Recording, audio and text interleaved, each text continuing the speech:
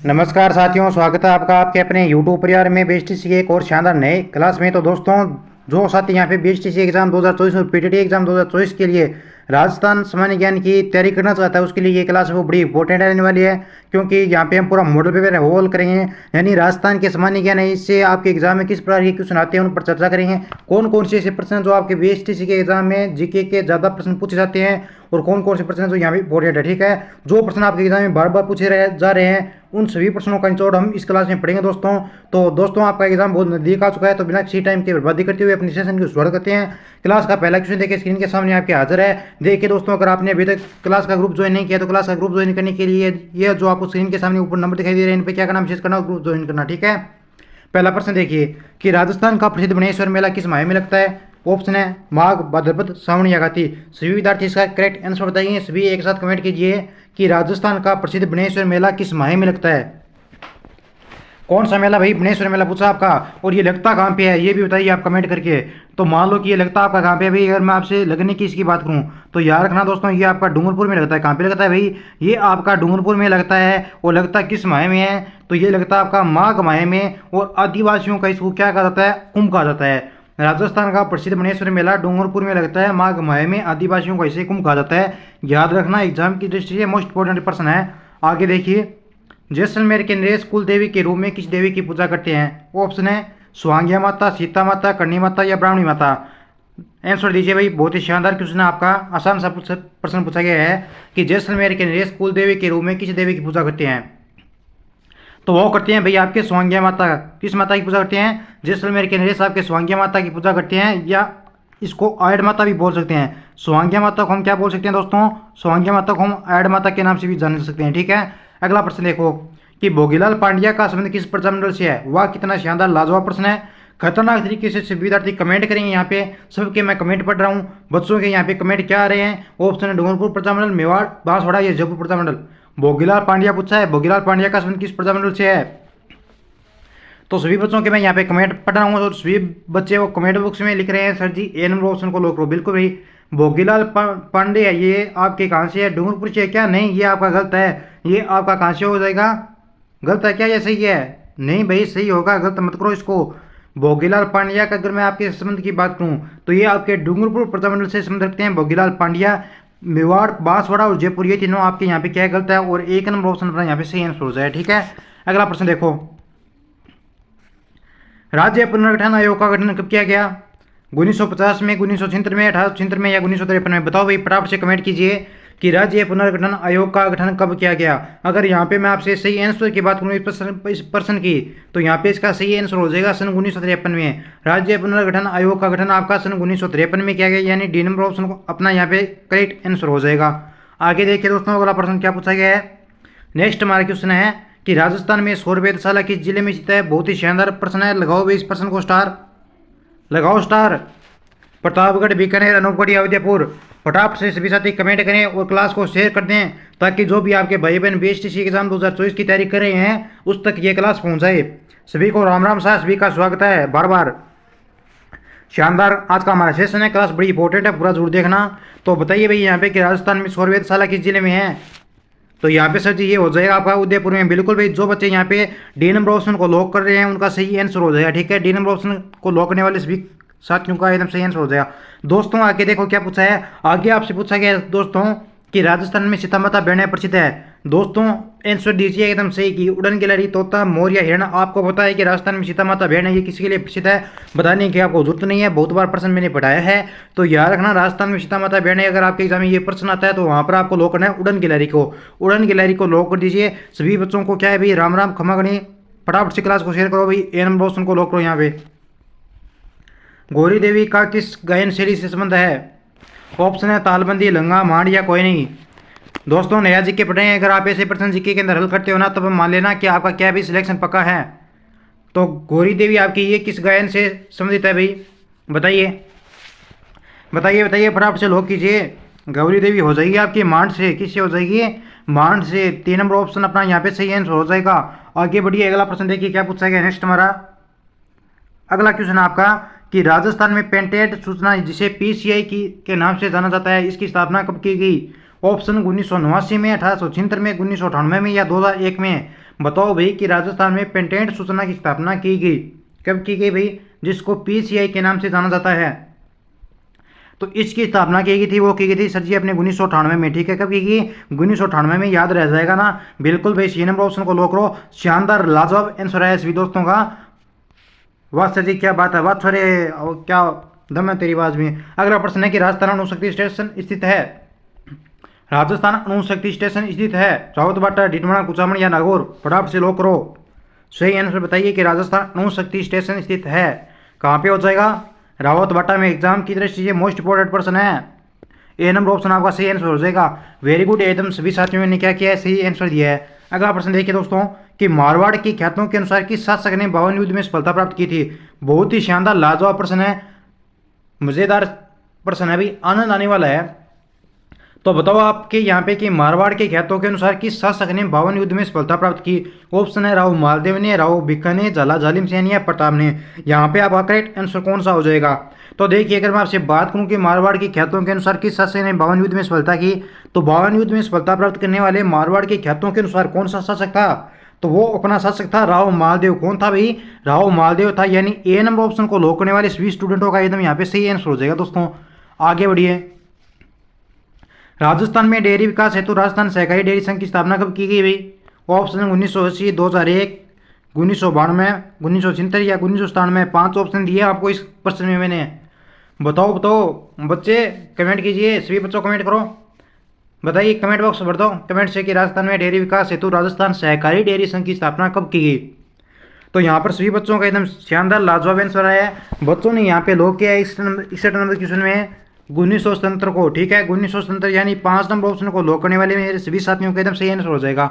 अब देखिए, अगर आपको एग्जाम में राजस्थान डेयरी विकास हेतु राजस्थान सहकारी डेयरी संघ की स्थापना कब की गई, अगर ये आपको ये नाम देखने को ना मिले, अगर आपसे एग्जाम में सीधा ही पूछ लिया जाए क्या भाई RCDF, अगर ये नाम पूछ लिया जाए तो इसका भी अर्थ यही है, ठीक है, याद रखना, ठीक है। अगला प्रश्न, कोपेन के वर्गीकरण के हिसाब से राजस्थान का सर्वाधिक क्षेत्र किस प्रकार के जलवायु प्रदेश के अंतर्गत आता है।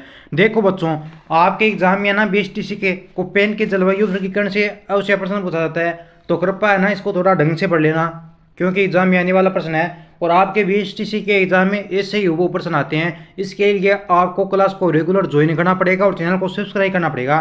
देखिए भाई, क्लास को पूरा जरूर देखा करो, ताकि आपका क्या है कि जीके के अंदर कोई भी प्रश्न आपका एग्जाम में गलत ना हो। तो कमेंट कीजिए कि कोपेन के ये वर्गीकरण है, इसके हिसाब से राजस्थान का सर्वाधिक क्षेत्र है वो किस प्रकार के जलवायु के प्रदेश के अंतर्गत आता है। तो यहाँ पे हो जाएगा अपना कौन सा, BSHW प्रदेश, यानी BSHW। डी नंबर ऑप्शन को लॉक कर दो। आगे देखिए, पश्चिमी राजस्थान में सिंचाई हेतु किस नहर परियोजना का विकास किया गया। पश्चिमी राजस्थान, आपको पता है कि कौन सी सिंचाई के लिए नहर परियोजना का विकास हुआ। इंदिरा गांधी गंगा नहर, नॉर्थ सावा या बिसलपुर बांध परियोजना।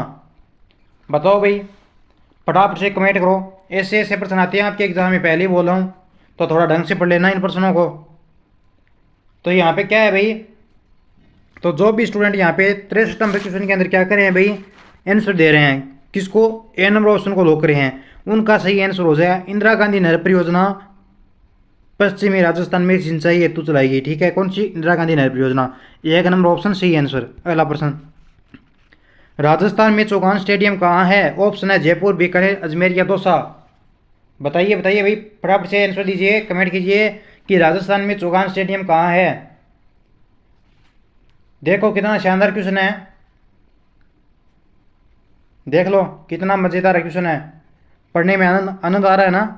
तो राजस्थान में चौगान स्टेडियम की अगर मैं आपसे बात करूं दोस्तों, तो ये आपका हो जाएगा कहाँ पे, जयपुर में। जयपुर को लॉक करने वाले यहाँ पे सभी बच्चों का एकदम सही आंसर हो जाएगा। ए नंबर ऑप्शन को लॉक कर दो भैया। अगला प्रश्न देखो, गंग नहर का निर्माण किसने करवाया। ऑप्शन है महाराजा गंगा सिंह ने, राव मालदेव ने, प्रताप सिंह ने या राव भिक्खा ने। कमेंट कीजिए कि गंग नहर का निर्माण किसने करवाया भाई, लॉक करो, आंसर दीजिए फटाफट से कि गंग नहर का निर्माण किसने करवाया।